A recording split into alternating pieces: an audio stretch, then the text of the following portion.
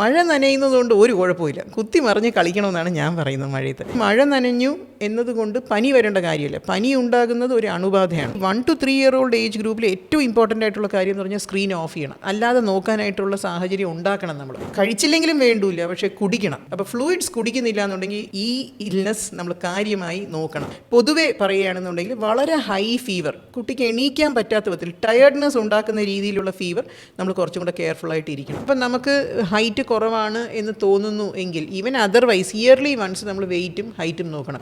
മാം, ഒരു പീഡിയാട്രീഷ്യൻ അടുത്ത് കിട്ടുമ്പോൾ ശരിക്കും എനിക്കിപ്പോൾ നമ്മളൊരു മഴക്കാലത്തിൻ്റെ ഒരു തുടക്കം സമയത്താണ് പരസ്പരം സംസാരിക്കുന്നത്. അപ്പോൾ അതിൽ നിന്ന് തന്നെ ഞാൻ തുടങ്ങാമെന്ന് വിചാരിക്കുന്നു. മഴ വരുന്നു, പിന്നാലെ പനി വരുമോ? എല്ലാ രക്ഷിതാക്കൾക്കുള്ള ആദ്യമാണ്. ശരിക്കും ആ പ്രോസസ്സ് എങ്ങനെയാണ്? മഴ വരുന്നു, കുട്ടികൾക്ക് പനി പിടിക്കുന്നു, എങ്ങനെയാണ് അത് സംഭവിക്കുന്നത് ശരിക്കും?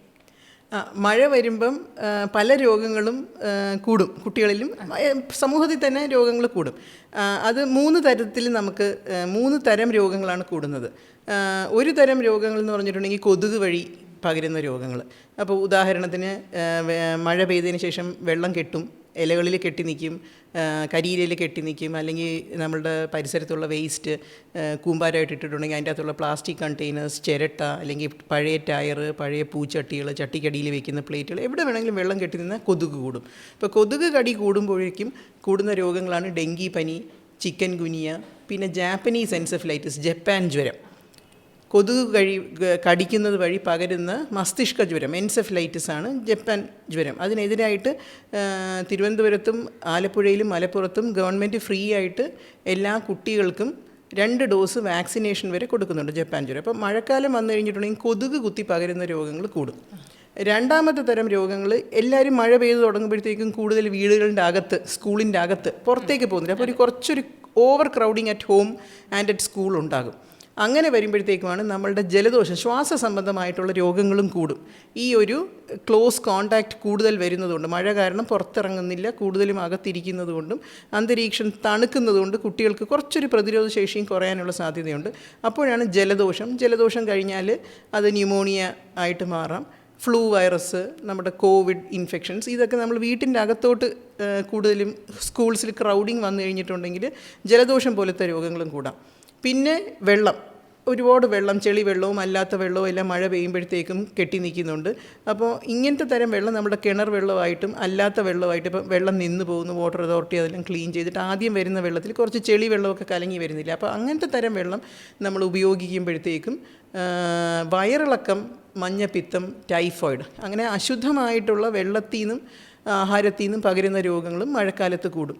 പിന്നെ ഈ ചക്ക മാങ്ങ സീസൺ കൂടിയാണല്ലോ, അതെല്ലാം കിടക്കുന്നുണ്ട്, ഈച്ചയും പാറ്റയും എല്ലാം ഉണ്ടാവും. അപ്പം ഈ അഴുക്കിലൊക്കെ ഇരിക്കുന്ന ഈച്ച നമ്മളുടെ ഭക്ഷണത്തിൽ വന്ന്, തുറന്നിരിക്കുന്ന ഭക്ഷണത്തിൽ വന്നിരിക്കുകയൊക്കെ ചെയ്യുമ്പോഴത്തേക്കും ഈ വയറിളക്കം, അങ്ങനത്തെ തരം രോഗങ്ങൾ പകരുന്നത് കണ്ടാമിനേറ്റഡ് ഫുഡ് ആൻഡ് വാട്ടർ. പിന്നെ റെസ്പിറേറ്ററി ഇൻഫെക്ഷൻസ് കൂടും, കൊതുക് വഴിയുള്ള ഇൻഫെക്ഷൻസ് കൂടും. പിന്നെ എലിപ്പനി, അത് മഴക്കാലത്തുള്ളതാണ്. എലി നമ്മളുടെ അശുദ്ധമായിട്ടുള്ള ഒരുപാട് അഴുക്കും ഭക്ഷണം പദാർത്ഥങ്ങളൊക്കെ നമ്മൾ ക്ലീനായിട്ട് ഡിസ്പോസ് ചെയ്തിട്ടില്ല എന്നുണ്ടെങ്കിൽ, വേസ്റ്റ് ഒക്കെ കൂട്ടി വയ്ക്കുന്നുണ്ടെന്നുണ്ടെങ്കിൽ എലി ശല്യം ഉണ്ടാകാം. അപ്പോൾ എലിയുടെ മൂത്രത്തിൽ കൂടെ സ്പ്രെഡ് ചെയ്യുന്ന ഒരു ഇൻഫെക്ഷനാണ് എലിപ്പനി. അപ്പോൾ ഇത് മഴവെള്ളത്തിൽ കിടക്കുകയും മഴവെള്ളമായിട്ട് എലിയുടെ മൂത്രം മിക്സ് ചെയ്യുമ്പോഴത്തേക്കുമാണ് ഇൻഫെക്റ്റഡ് എലി വെള്ളത്തിനെ ഇൻഫെക്റ്റ് ചെയ്യും. അപ്പോൾ നമ്മൾ ചെരുപ്പില്ലാതെ വെള്ളത്തിൽ കളിക്കുകയും തുറന്ന സ്ഥലത്തുള്ള സ്വിമ്മിങ്ങും ഒക്കെ പോകുമ്പോഴത്തേക്കുള്ള കാലിലുള്ള നമ്മുടെ മുറിവുകൾ എന്തെങ്കിലും ഉണ്ടെന്നുണ്ടെങ്കിൽ അതിൽ കൂടെ എലിപ്പനി. കൃഷി സ്ഥലത്തൊക്കെ ജോലി ചെയ്യുന്ന ആൾക്കാർ, കൃഷി ഇടങ്ങളിലൊക്കെയാണ് ഇത് കൂടുതലായിട്ട്, അങ്ങനത്തെ പ്രദേശങ്ങളിലാണ് എലിപ്പനിയും മഴക്കാലത്ത് കൂടും. മാം, ഇത് കേൾക്കുമ്പോൾ സ്വാഭാവികമായും തോന്നുന്നൊരു ആശങ്ക, എൻ്റെ കുഞ്ഞിന് പനി വന്നു, ഇത് 2 ദിവസം ഞാൻ നോക്കി പോകുന്ന ഒരു സാധാരണ പനിയാണോ, അല്ല ഇത് ഞാൻ ടേക്ക് കെയർ ചെയ്യേണ്ടതുണ്ട്, ഇത് മാരകമാണ്, അല്ലെങ്കിൽ ഏതെങ്കിലും വിഭാഗത്തിൽ പെടുന്ന പനിയാണ് എന്നെങ്ങനെയാണ് തിരിച്ചറിയാൻ സാധിക്കുക? പനി തുടങ്ങുമ്പോൾ നമുക്ക് ആദ്യത്തെ ദിവസം അല്ലെങ്കിൽ രണ്ടാമത്തെ ദിവസം വിദ്യ പറഞ്ഞാൽ നമുക്ക് ഏത് രീതിയിലാണ് ഇത് നീങ്ങുന്നതെന്ന് പറയാനായിട്ട് പ്രയാസമാണ്. പക്ഷേ പൊതുവെ പറയുകയാണെന്നുണ്ടെങ്കിൽ വളരെ ഹൈ ഫീവർ, കുട്ടിക്ക് എണീക്കാൻ പറ്റാത്ത വിധത്തിൽ ടയർഡ്നെസ് ഉണ്ടാക്കുന്ന രീതിയിലുള്ള ഫീവർ നമ്മൾ കുറച്ചും കൂടെ കെയർഫുള്ളായിട്ട് ഇരിക്കണം.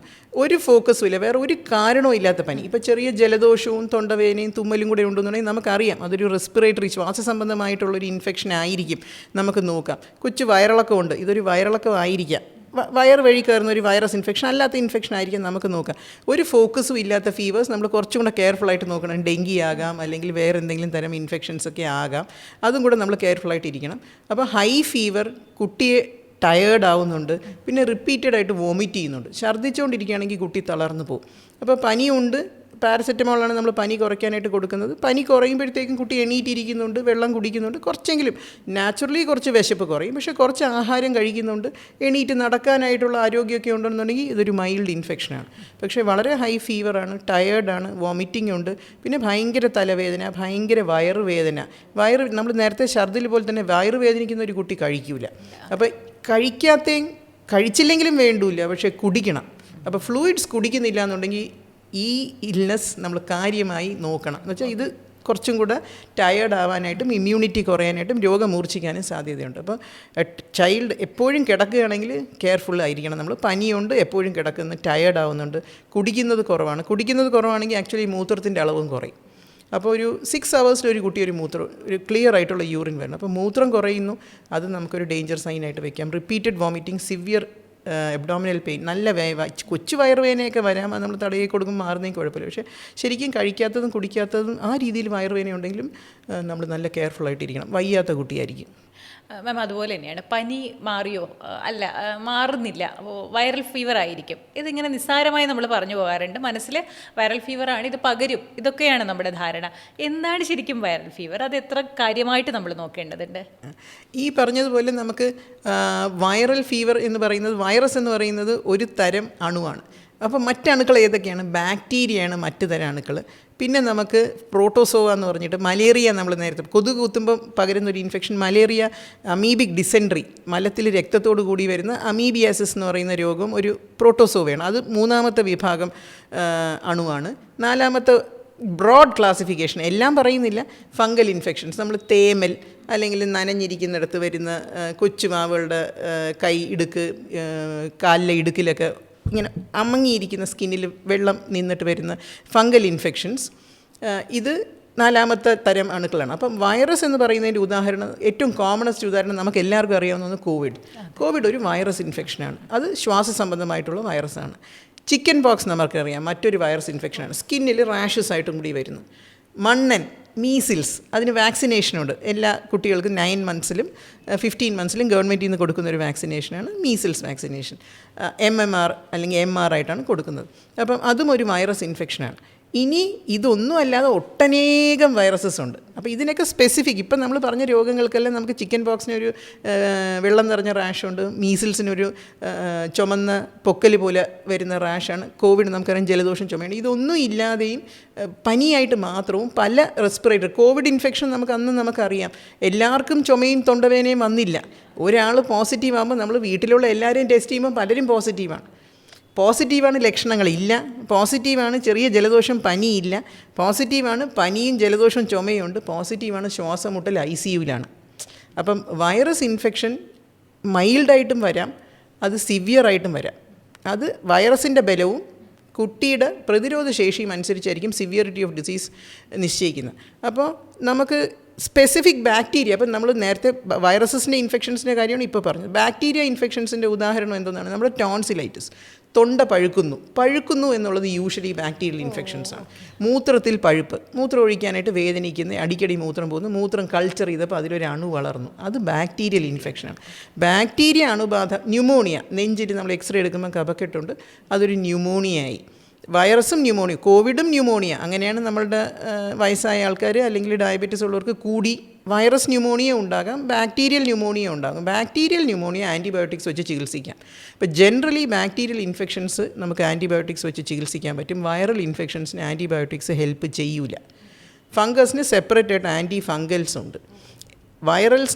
Viral infection anti viral medicines selected ചില വൈറസസിനുണ്ട്, എല്ലാത്തിനും ഇല്ല, പക്ഷേ സിലക്റ്റഡ്. ഉദാഹരണത്തിന് ഇൻഫ്ലുവൻസ, ഫ്ലൂവും ജലദോഷം ചുമ ന്യൂമോണിയ ഉണ്ടാകുന്ന ഒരു ഇൻഫെക്ഷനാണ്. ഫ്ലൂൻ്റെ അഗൻസ്റ്റായിട്ട് ആൻറ്റി വൈറസ് മെഡിസിനുണ്ട്. ചിക്കൻ പോക്സിൻ്റെ അഗൻസ്റ്റായിട്ടും ആൻറ്റി വൈറസ് മെഡിസിനുണ്ട്. പക്ഷേ ഡെങ്കിയും ഒരു വൈറൽ ഇൻഫെക്ഷനാണ്, അതിന് അഗൻസ്റ്റായിട്ട് ഇല്ല. നമ്മുടെ മണ്ണൻ, മീസിൽസിൻ്റെ അഗൻസ്റ്റായിട്ടില്ല. അപ്പം സ്പെസിഫിക് ആൻറ്റിവൈറൽ ഇല്ലാത്ത ഇൻഫെക്ഷൻസിന് നമുക്ക് സപ്പോർട്ടീവ് കെയറാണ് വേണ്ടത്. അവിടെയാണ് നമ്മളുടെ കുട്ടിയുടെ വെള്ളം കുടിക്കുന്നതും ആഹാരം കഴിക്കുന്നതും റെസ്റ്റ് എടുക്കുന്നതിൻ്റെയും ഇമ്പോർട്ടൻസ്. അപ്പോൾ വൈറൽ ഇൻഫെക്ഷൻസ് ജനറലി നമുക്ക് മൈൽഡറാണ്, അത് തന്നെ മാറും.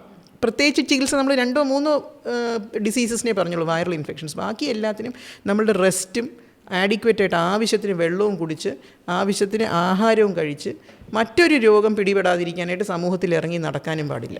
നമുക്ക് പനിയുണ്ടെങ്കിൽ നമ്മൾ വീട്ടിലിരിക്കണം. 2 വിധത്തിലാണ് റെസ്റ്റ് ഹെൽപ്സ്. ഒന്ന്, നമ്മുടെ ബോഡിക്ക് റീക്യൂപ്പറേറ്റ് ചെയ്യാൻ, തിരിച്ച് നോർമലാവാനായിട്ട് സഹായിക്കും. രണ്ടാമത്, നമ്മൾ വെളിയിലിറങ്ങി നടന്ന് സ്കൂളിൽ വിട്ട് അവിടെ നിന്നൊരു സെക്കൻഡ് ഇൻഫെക്ഷൻ പിടിച്ചുകൊണ്ട് വരാതിരിക്കാനായിട്ടും സഹായിക്കും. പിന്നെ ഈ കുട്ടിയിൽ നിന്ന് ബാക്കിയുള്ളവർക്ക് കിട്ടുന്നതും കുറയും. അപ്പോൾ റെസ്റ്റാണ് വൈറൽ ഇൻഫെക്ഷൻസിൻ്റെ ട്രീറ്റ്മെൻറ്റിൽ ഏറ്റവും ഇമ്പോർട്ടൻ്റ് ആയിട്ടുള്ളത്. ആവശ്യത്തിന് വെള്ളം കുടിക്കുന്നുണ്ടോ? കഞ്ഞിവെള്ളം കുടിക്കാം, കരിക്കും വെള്ളം കുടിക്കാം, നാരങ്ങ വെള്ളത്തിൽ ഉപ്പും പഞ്ചസാര ഇടാം, കൊച്ചു കൊച്ചു ഫ്രൂട്ട്സ്, ഇഡ്ഡലി, ദോശ കുറച്ചെങ്കിലും നമ്മൾ കഴിപ്പിക്കണം. എംപ്റ്റി സ്റ്റമക്ക് തീരെ വയ്യ, അത് നമുക്കൊരു ഡേഞ്ചർ സൈനാണ്. ഒന്നും കഴിക്കുന്നില്ല, നിങ്ങൾ കാണിക്കാൻ വരണം, അതൊരു ഡേഞ്ചർ സൈനാണ്. ഓക്കെ മാം, ഇത് പറയുമ്പോൾ പല രക്ഷിതാക്കളും പറയാറുണ്ട് ചെറിയ പനിയുണ്ട്, ചെറിയ ചുമയുണ്ട്, സ്കൂളിൽ വിടാമോ? പലരുടെയും ആശങ്കയാണ്, ശരിക്കും വിടാമോ? ഇപ്പോൾ നമ്മൾ ചെറിയ പനി, ചെറിയ രോഗമായിരിക്കും, ഒരു മൈൽഡ് വൈറൽ ഇൻഫെക്ഷൻ ആയിരിക്കും, മൈൽഡ് എന്തെങ്കിലും ഒരു ഇൻഫെക്ഷൻ ആയിരിക്കും. അപ്പോൾ നമ്മൾ പാരസിറ്റമോൾ കൂടി കൊടുത്തു കഴിയുമ്പോൾ കുട്ടി അബ്സല്യൂട്ട്ലി നോർമൽ, ഓടി ചാടി നടക്കുന്നു. പക്ഷെ നമ്മൾ മനസ്സിലാക്കേണ്ടത് പാരസിറ്റമോൾ ഒരു ടെമ്പററി പനി കുറയ്ക്കുന്ന, വേദന കുറയ്ക്കുന്ന ഒരു മരുന്നാണ്. ഉള്ളിലുള്ള വൈറസ് അവിടെ തന്നെയുണ്ട്.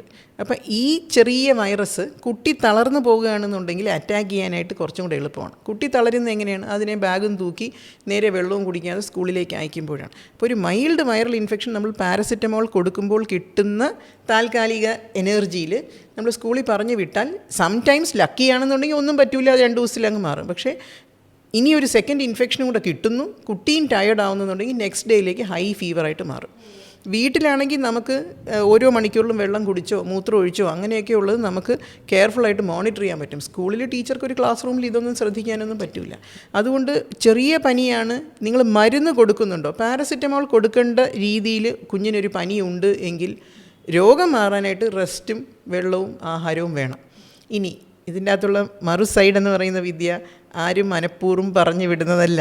അവരുടെ ആ കുട്ടിയെ ആ സാഹചര്യമാണ്. കുട്ടിയെ നോക്കാൻ വീട്ടിൽ ആരുമില്ല, അമ്മൂമ്മ വയസ്സായതാണ്, അല്ലെങ്കിൽ 2 അച്ഛനും അമ്മയും മാത്രമേ ഉള്ളൂ, ലീവ് എടുക്കാൻ പറ്റില്ല, അങ്ങനത്തെ ഒരു സാഹചര്യത്തിലാണ് വിടുന്നത്.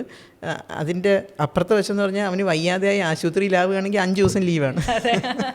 സോ കുട്ടിയുടെ ഹെൽത്തിന് ഡെഫിനറ്റ്ലി എൻ്റെ അടുത്ത് ചോദിക്കുകയാണെങ്കിൽ നിങ്ങൾ എങ്ങനെയെങ്കിലും ഒരു വഴി ഉണ്ടാക്കി വീട്ടിൽ ഇരുത്തണം.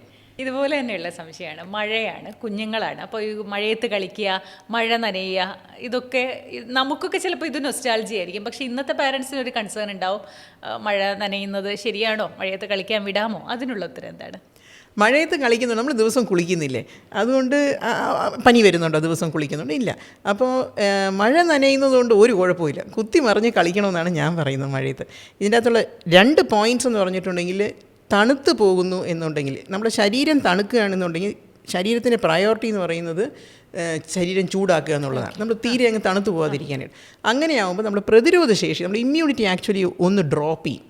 ആ സമയത്ത് നമ്മളുടെ തൊണ്ടയിലൊരു വൈറസ് ഉണ്ട്, നമ്മളുടെ ചുറ്റും വേറെ എന്തെങ്കിലും വൈറസസ് ഉണ്ടെന്നുണ്ടെങ്കിൽ അതിന് നമ്മളുടെ സ്കിന്നോ ത്രോട്ടോ വഴി അറ്റാക്ക് ചെയ്യാനായിട്ടുള്ള സാധ്യത കൂടുതലാണ്. അതുകൊണ്ടാണ് ഇപ്പോൾ നമ്മളൊരു സോക്സ് വിട്ട് വെള്ളത്തിൽ കളിച്ച് സ്കൂളിൽ പോയി, അല്ലെങ്കിൽ സ്കൂളിൽ ഉച്ചയ്ക്ക് നനഞ്ഞു പോയി, എന്നിട്ട് ആ നനഞ്ഞ ക്ലോത്ത്സ് വെച്ച് 1 മണിക്കൂർ ഇരിക്കുമ്പോഴത്തേക്കും കുഞ്ഞ് തണുത്ത് പോകുമ്പോഴാണ്, അല്ലെങ്കിൽ ഇൻഫെക്ഷൻ ഉണ്ടാക്കാത്ത വൈറസ് കൂടി ഇൻഫെക്ഷൻ ഉണ്ടാക്കുന്നത്. പിന്നെ രണ്ടാമത് നമ്മൾ പറഞ്ഞു എലിപ്പനി നമ്മളുടെ എല്ലായിടത്തും ഇല്ല, പക്ഷേ കൃഷിയിടങ്ങളിലും അല്ലാത്ത സ്ഥലങ്ങളിലും ഒക്കെ ഉണ്ട്. എലിയുള്ളിടത്തൊക്കെ എലിപ്പനിയുടെ ഒരു റിസ്ക്കും ഉണ്ട്. ഇപ്പോൾ മഴ വെള്ളത്തിൽ കളിക്കുമ്പോഴത്തേക്കും ചിലപ്പോൾ കാലിലൊക്കെ ചെറിയ മുറിവുകളൊക്കെ എല്ലാവരുടെ കാലിലും കാണും. അപ്പോൾ അതിൽ കൂടെയൊക്കെ എലിപ്പനി വരാനായിട്ടുള്ള സാധ്യതയുണ്ട്. പക്ഷേ മഴ നനഞ്ഞു എന്നതുകൊണ്ട് പനി വരേണ്ട കാര്യമില്ല. പനി ഉണ്ടാകുന്നത് ഒരു അണുബാധയാണ്. ആ അണു നമ്മുടെ തൊണ്ടയിലോ പരിസരത്തോ ഉണ്ട് എങ്കിൽ നമ്മൾ തണുത്തു പോയി പ്രതിരോധശേഷി കുറയുന്നു, ആ ഇൻഫെക്ഷൻ വരാം. മാം, അതുപോലെ തന്നെയാണ് നമ്മൾ ഈ കൊതുകിലേക്ക് തിരിച്ചു വന്നാൽ, ചിക്കൻ ഗുനിയ, ഡെങ്കു, ഇതിനെയൊക്കെ മനുഷ്യർ ഇപ്പോൾ വല്ലാതെ പേടിക്കുന്നുണ്ട്. എന്താണ് ഈ രോഗങ്ങൾ? അത് എങ്ങനെയാണ് കുട്ടികളെ ബാധിക്കുന്നത്? എങ്ങനെയാണ് അത് കണ്ടിരിക്കുന്നത് ശരിക്കും? എയ്ഡിസ് ഒരു തരം ഡേ ബൈറ്റിംഗ് മൊസ്കിറ്റോസാണ് ഈ ഡെങ്കി പനിയും ചിക്കൻ ഗുനിയയും പകർത്തുന്നത്. അപ്പോൾ കൊതുക് കുത്തി കഴിഞ്ഞിട്ടുണ്ടെങ്കിൽ ഡെങ്കി വൈറസ് കുട്ടിയുടെ ശരീരത്തിൽ പ്രവേശിക്കുന്നുണ്ടെങ്കിൽ അതിൻ്റെ ഒരു ഇൻക്യുബേഷൻ പീരീഡ് കഴിയുമ്പോഴത്തേക്കും, ഒരു 7 to 10 days കഴിയുമ്പോഴത്തേക്കും ഫീവർ തുടങ്ങുന്നു. അപ്പം ഈ ഫീവറിൻ്റെ പ്രത്യേകത എന്ന് പറഞ്ഞാൽ ഭയങ്കര ഹൈ ഫീവർ, പക്ഷെ മൈൽഡ് ഡെങ്കിയുണ്ട്, സിവിയർ ഡെങ്കിയുണ്ട്. അപ്പോൾ മൈൽഡ് ഡെങ്കി ഫീവർ എന്ന് പറയുമ്പോഴത്തേക്കും കൊച്ചു പനി, നമ്മൾ നേരത്തെ വൈറൽ ഫീവർ പോലെ റെസ്റ്റ് എടുത്തു 3 days 5 daysൻ്റെ അകത്ത് അങ്ങ് മാറി.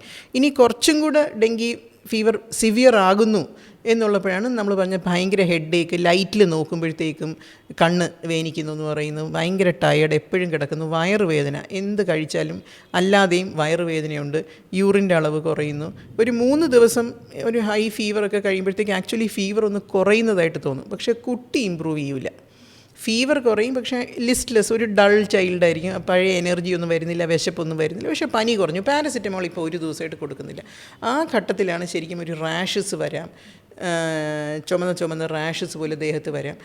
ടയേർഡ്നെസ് കൂടുന്നു എന്നുണ്ടെങ്കിൽ ശരിക്കും ഡെങ്കി അടുത്ത സ്റ്റേജിലോട്ട്, സിവിയർ സ്റ്റേജിലോട്ട് പോവുകയാണ്. ആ സമയത്താണ് ഒരു 3 days ഒക്കെ ആകുമ്പോഴത്തേക്കുമാണ് പ്ലേറ്റ്ലെറ്റ് കൗണ്ടും കുറഞ്ഞു വരുന്നത്. പ്ലേറ്റ്ലെറ്റ് കൗണ്ട് കുറയുന്നു എന്ന്, പ്ലേറ്റ്ലെറ്റ്സ് വേണ്ടുന്നത് നമ്മുടെ ശരീരത്തിന് ബ്ലീഡിങ് പ്രിവെൻറ്റ് ചെയ്യാനായിട്ടാണ്. രക്തസ്രാവം തടയുന്ന ഒരു മുറിവ് വന്നാൽ അവിടെ നിന്ന് രക്തം ഒലിക്കുന്നത് ആദ്യത്തെ കുറച്ച് സെക്കൻഡ്സേ ഉള്ളൂ. അത് കഴിഞ്ഞ് ഒലിക്കാതിരിക്കുന്നത് ഈ പ്ലേറ്റ്ലെറ്റ്സ് കൂടി സഹായിച്ചാണ് ആ ബ്ലഡ് ക്ലോട്ട് ഉണ്ടാകുന്നത്. അപ്പം പ്ലേറ്റ്ലെറ്റ്സിൻ്റെ എണ്ണം കുറഞ്ഞു പോകുമ്പോഴത്തേക്കും ബ്ലീഡിങ്ങിൻ്റെ സാധ്യത കൂടും. ഒന്നും കഴിക്കാതെ കിടക്കുന്നതുകൊണ്ട് സ്റ്റൊമക്കിൽ അൾസേഴ്സ് വരാം, അതിൽ കൂടെ ബ്ലീഡ് ചെയ്യാം. അല്ലാതെ സ്കിൻ ബ്ലീഡ്സ് ഉണ്ടാകാം, മലത്തിൽ കൂടെ ബ്ലഡ് വരാം, പല്ല് തേക്കുമ്പോൾ ബ്ലഡ് വരാം. അങ്ങനെ ബ്ലീഡിങ്ങിൻ്റെ ടെൻഡൻസി കൂടുന്ന ആ ഒരു 3 days 4 days. ഒട്ടും വെള്ളം കുടിക്കാതെ ആകുമ്പോഴത്തേക്കും ശരീരത്തിൽ വെള്ളത്തിൻ്റെ അളവ് കുറയുന്നു, മൂത്രം കുറയുന്നു. അങ്ങനെ കുഞ്ഞിൻ്റെ ബി പിയും കുറയും. പ്ലേറ്റ്ലെറ്റും കുറവാണ്, ബി പിയും കുറയുന്ന ഒരു ഘട്ടത്തിലാണ് ഇത് ഭയങ്കര സിവിയർ ഡെങ്കിയായിട്ടും വല്ലപ്പോഴും കൂടിയിട്ട് നമ്മൾ ഈ കേൾക്കുന്ന മരണം സംഭവിക്കുന്നത് ഇതാണ്. അപ്പം ഡീഹൈഡ്രേഷൻ, വെള്ളം കുടിക്കുന്നില്ല, ശരീരത്തിലേക്ക് ഉള്ളിലേക്ക് ഫ്ലൂയിഡ്സ് ചെല്ലുന്നില്ല എന്നുള്ളത് ഡെങ്കി ഫീവറിൽ ഒരു ഭയങ്കര ഡേഞ്ചർ സിറ്റുവേഷനാണ്. അപ്പോൾ അത് നമുക്ക് ആദ്യമേ അറിയാം. കുഞ്ഞ് കുടിക്കുന്നില്ല എന്നുണ്ടെങ്കിൽ നമ്മൾ ഹോസ്പിറ്റലിൽ ഉടനെ ഒരു 2-3 hours വെയിറ്റ് ചെയ്തിട്ട് ഒന്നും കുടിക്കുന്നില്ല, യൂറിൻ 8 hours ആയിട്ടൊന്നും വരുന്നില്ല എന്നുണ്ടെങ്കിൽ നമുക്ക് മനസ്സിലായി ഇതൊരു സിവിയർ ഡിസീസാണ്, നമ്മൾ ഹോസ്പിറ്റലിലേക്ക് പോകണം. പ്ലേറ്റ്ലെറ്റ് കൗണ്ട് കുറയുന്നു എന്ന് പറയുന്നത് സിവിയർ ഡെങ്കിയിലുള്ളതാണ്. പ്ലേറ്റ്ലെറ്റ് കുറഞ്ഞതുകൊണ്ടല്ല സിവിയർ ആയത്, പ്ലേറ്റ്ലെറ്റ് കൂട്ടിയതുകൊണ്ടും ഡെങ്കി മാറില്ല. ഡെങ്കിക്ക് വേണ്ടുന്നത്, ഡെങ്കി ഇൻഫെക്ഷൻ മാറുമ്പോൾ പ്ലേറ്റ്ലെറ്റ് ശരിയാവും.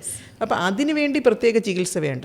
പക്ഷേ ബ്ലീഡിങ് ഉള്ളൊരു കുട്ടിക്കാണ്, അല്ലെങ്കിൽ ഒരു തീരെ കുറയുന്ന ഒരു നോർമൽ പ്ലേറ്റ്ലെറ്റ് കൗണ്ട്സ് 1.5 lakhs മേലെയാണ് ബ്ലഡിൽ. അപ്പോൾ അതൊരു 20,000 വരെയൊക്കെ കുറയുന്നു എന്നുണ്ടെങ്കിൽ, അതിനും കാട്ടിയൊക്കെ കുറയുന്നുണ്ടെന്നുണ്ടെങ്കിൽ മാത്രമേ ഉള്ളൂ ബ്ലീഡിങ് ടെൻഡൻസിയും കൂടി ഉണ്ട്.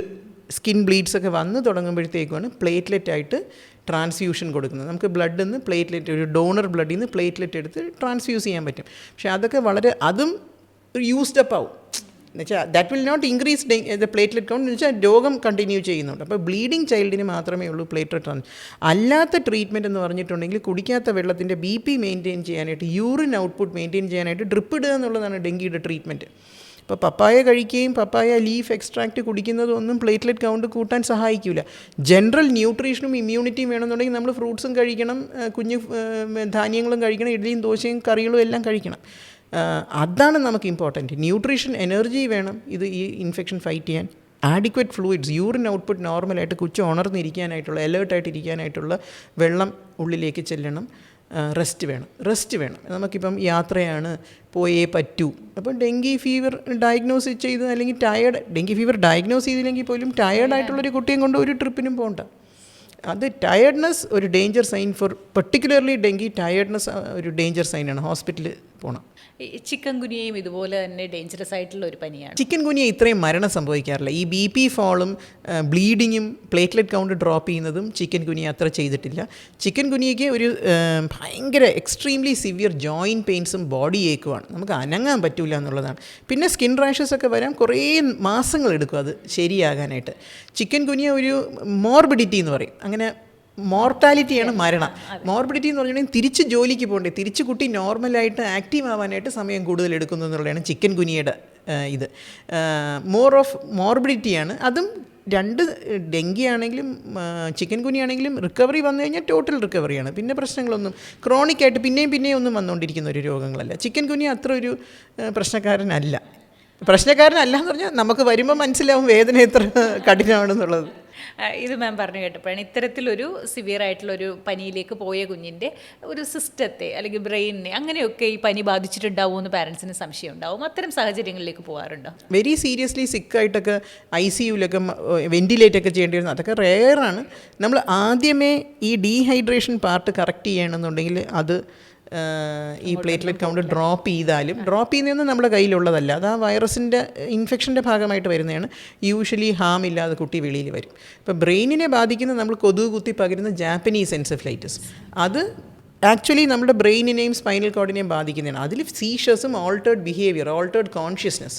അപ്പോൾ പനി വന്ന് കുട്ടി പിച്ചും പേയും പറയുന്ന അബോധാവസ്ഥയിലോട്ട് നീങ്ങുന്നു എന്നുണ്ടെങ്കിലാണ് ഈ പറഞ്ഞ ഈ ബുദ്ധിമാന്ദ്യവും കേൾവിക്കുറവും അതിനൊരു മരണനിരക്കും ഒക്കെ ഉണ്ട്. ജാപ്പനീസ് എൻസെഫലൈറ്റിസ് ഡെങ്കിയും കാട്ടി മോർട്ടാലിറ്റി ഉള്ളൊരു അസുഖമാണ്. അതുകൊണ്ടാണ് ഈ വാക്സിനേഷൻ കൊണ്ടുവന്നിരിക്കുന്നത്. ബിക്കോസ് വാക്സിൻ എടുത്ത് പ്രിവെൻറ്റ് ചെയ്യുകയാണ് അവിടെ ഇമ്പോർട്ടൻറ്റ്. നമുക്ക് രോഗം വന്നിട്ട് ഡെങ്കിയിൽ വാക്സിൻ ഇല്ല, ഡെവലപ്പ് ചെയ്യാനൊക്കെ ശ്രമിക്കുന്നുണ്ട്.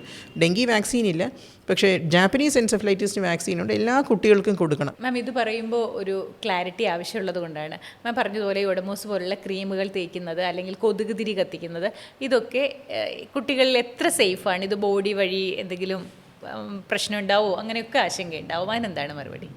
യങ് ചിൽഡ്രൻ ഒരു ലെസ് ദാൻ 5 years എന്തായാലും അവർ വായിൽ വയ്ക്കും എന്നുള്ളതുകൊണ്ട് എന്തായാലും ഉപയോഗിക്കാൻ പാടില്ല.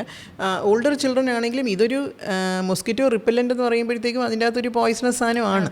അപ്പോൾ അത് സ്കിൻ അലർജി ഉണ്ടോ എന്ന് കൂടി നോക്കണം.